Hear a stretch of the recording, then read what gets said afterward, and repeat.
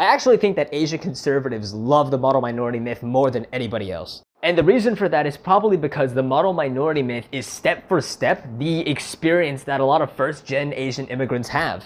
Think about it, your parents come to America with like literally $1,000 in hand. And they work their asses off constantly trying to make money. You know, they'll take back-to-back shifts at random jobs just to keep the family afloat. And of course, first-gen Asian immigrant parents are tough. You know, they've got the Asian blood still in them. There's very little American in them yet. The only thing that's American about them is that they're now living in the United States. Other than that, they're just an Asian living in America. They're not actually Asian Americans yet. Their kids can be, you know, if they were born in America. However, sometimes the kids were already born in Asia and then they moved to America. Both of my parents were like that. And both of my parents love the model minority story because it perfectly fits what both of them went through. My dad especially because, well, he's the successful one. He's a doctor. My dad always tells me this story about how grandma and grandpa were always constantly working to keep food on the table. And the only thing that my grandfather asked of my dad was, be a doctor. Be smart, you know, make life easy for your grandkids. And here's the important part, make me proud. Now, my grandfather never actually made it to seeing my dad become a doctor. He only got to see my dad go to med school. Then he died of lung cancer. I also never met him because of that, because he died before my birth.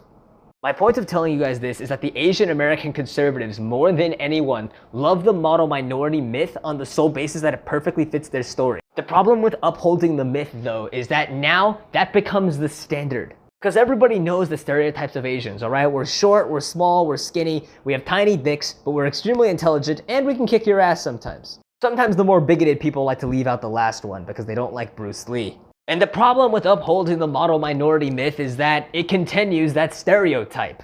Because by having the stereotype of Asian people be that, oh, well, we're successful, and that's good. Of course, being successful is great. I'm not saying being successful is bad. The problem is that that one good thing comes with the detriment of all the negative stereotypes that Asians have. We're unattractive.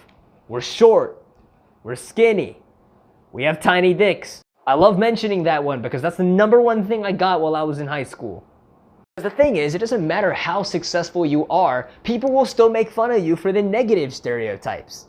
That's why a lot of Asian Americans now don't like the stereotype, is because it was perpetrated by our predecessors, by our parents, by the older generation who lived in a time where segregation was like 10 or so years ago. So of course they'll be okay with taking some W's like, oh, we're smart, but then they'll take the L's on the other stuff like the racist stuff.